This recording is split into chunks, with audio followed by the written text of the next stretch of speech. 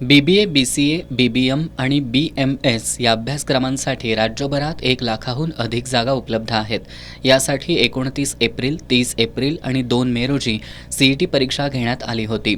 याला अल्प प्रतिसाद मिळाल्यानं पुन्हा एकदा CET घेण्याचा निर्णय उच्च आणि तंत्रशिक्षण विभागानं घेतलाय. यासाठी 12 जून ते 20 जून अशी वाढीव मुदत देण्यात आली होती.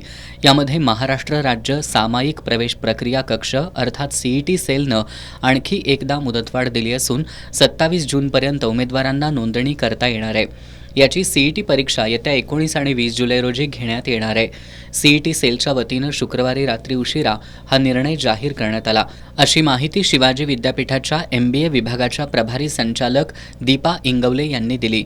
अर्ज करण्यासाठी पात्र असलेल्या उमेदवारांनी CETcell.mahacet.org या अधिकृत वेबसाईटवर नोंदणी करून या वाढीव मुदतीचा लाभ घ्यावा, असं आवाहन त्यांनी केलंय.